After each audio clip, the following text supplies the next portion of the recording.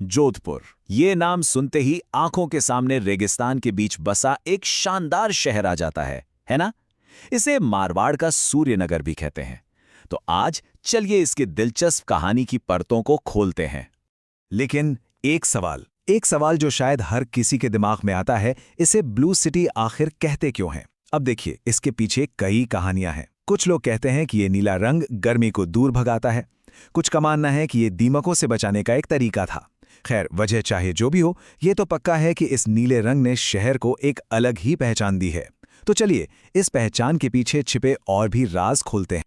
और हमारी इस पूरी पड़ताल का आधार वो हैं ये हाथ से लिखे हुए नोट्स। जी हाँ, इन्हीं में जोधपुर की वो कहानियां छिपी हैं जो आज हम सब मिल के जानने वाले हैं।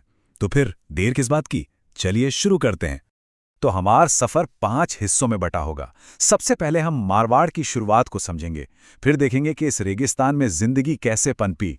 उसके बाद यहाँ के शानदार किलों और महलों की सैर करेंगे, इसकी अनोखी संस्कृति में गोता लगाएंगे और आखिर में उन लोगों के बारे में जानेंगे जिन्होंने इस शहर को अपनी पहचान दी। तो चलिए शुरू करते हैं हमारे पहले पड़ाव से, मारवाड़ का परिचय। जानते हैं कि सूर्यनगर की नींव आखिर रखी कैसे गई। जरा सोचिए, बात है आज से लगभग 550 साल पहले की, 12 मई 1459 की। तब राव जोधा ने इस शहर की नींव रखी थी। आज तो हम इसे ब्लू सिटी या सूर्यनगर कहते हैं, पर उस जमाने में ये थार रेगिस्तान का गेटवे हुआ करता था, एक बहुत ही अहम पड़ाव। अब आते हैं दूसरे हिस्से पर। यह समझना बहुत जरूरी है कि आखिर रेगिस्तान के बीचों बीच इस शहर ने जिंदगी को मुमकिन कैसे बनाया। देखिए, जोधपुर का भूगोल कोई आसान नहीं है। सोचिए, साल भर में 50 सेंटीमीटर से भी कम बारिश होती है, चारों तरफ बस रेतीली मिट्टी। तो जाहिर है, खेतीबाड़ी सिर्फ खरीफ के मौसम पर ही निर्भर थी। और शायद इन्हीं मुश्किलों ने यहाँ के लोगों को और भी जुगाड़ू और भी इन्वेंटिव बना दिया। तो सवाल ये उठता है कि पानी आता कहाँ से था?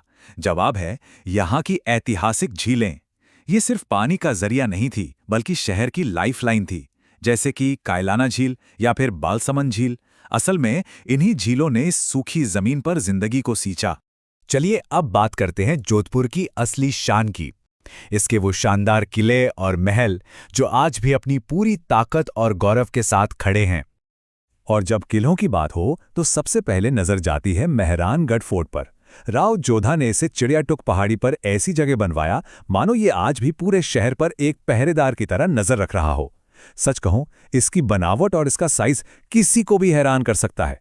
राजस्थान का ताजमहल, ये नाम सुनकर एक पल के लिए सब सोचते हैं कि आखिर ये कौन सी इमारत हो सकती है।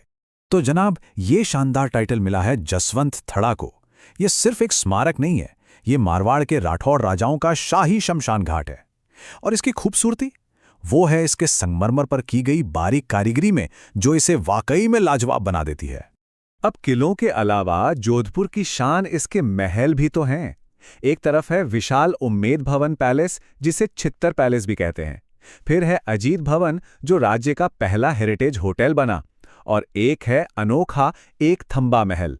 ये सभी इमारतें मानो उस दौर की शाही जिंदगी की एक खिड़की खोल देती हैं। तो ये तो हुई किलों और महलों की बात। अब जरा शहर की वास्तुकला से आगे बढ़कर इसकी आत्मा में झांकते हैं, यानी यहाँ की आस्था और संस्कृति के केंद्रों को देखते हैं। यहाँ एक महामंदिर है जो एक बहुत बड़ा स्पिरिचुअल सेंटर है। इसे महाराजा मान सिंह ने बनवाया था और ये नाथ संप्रदाय को समर्पित है। ये वही संप्रदाय है जो योग और ध्यान पर बहुत जोर देता है। इससे पता चलता है कि शहर में धर्म की जड़ें कितनी गहरी हैं। और अब एक ऐसी बात जो सुनने में किसी चमत्कार से कम नहीं लगेगी।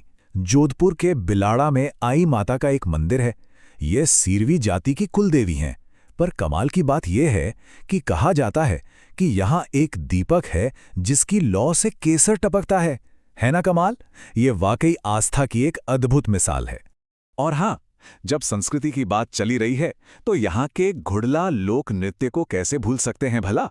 ये जोशीला डांस इस इलाके की पहचान का एक बहुत ही रंगीन और जिंदा दिल हिस्सा है। चलिए अब आते हैं अपने आखिरी हिस्से पर। यहाँ हम उन लोगों और संस्थानों की बात करेंगे जिनकी वजह से जोधपुर आज वो है जो वो है। देखिए, जोधपुर ने सिर्फ इतिहास बनाया नहीं है, बल्कि इतिहास लिखा भी है। और इसका सबसे बड़ा सबूत है मोहणोत नैणसी।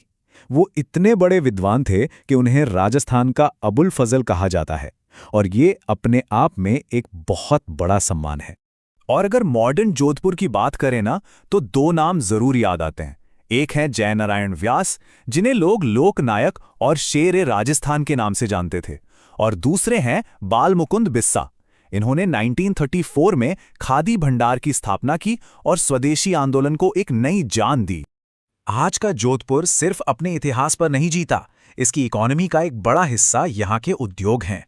जैसे कि यहाँ की जिंक से बनी पानी की बोतलें, जिन्हें बादला कहते हैं, जो गर्मी में पानी को ठंडा रखती हैं, या फिर यहाँ की खास टाई डाई, जिसे मोठड़ा कहते हैं, वो पूरे देश में फेमस है। इसके अलावा ऊन और व्हाइट सीमेंट इंडस्ट्री भी यहाँ की इकोनॉमी की बैकबोन है। और ये मत सोचिए कि जोधपुर बस एक हेरिटेज सिटी है, नहीं, ये इनोवेशन का भी एक बड़ा सेंटर है। क्या आप जानते हैं कि राज्य का पहला स्पाइस पार्क यहीं है? पहली फॉरेंसिक लैब भी यहीं खुली। इतना ही नहीं, सरदार पटेल पुलिस यूनिवर्सिटी जैसे बड़े बड़े संस्थान जोधपुर को एजुकेशन और डेवलपमेंट का एक जरूरी हब बनाते हैं। तो ये है जोधपुर की कहानी, एक ऐसा शहर जिसने रेगिस्तान की रेत से ताकत खींची और पानी की कमी को अपने दिमाग से, अपनी इंजेन्युइटी से हराया। ये वो शहर है जिसका एक पैर अपने शानदार इतिहास में जमा है, तो दूसरा तेजी से बदलते भविष्य की ओर बढ़ रहा है। तो अब सवाल बस यही है कि इतिहास और मॉडर्निटी के इस खूबसूरत चौराहे पर जोधपुर अपनी अगली कहानी क्या लिखेगा।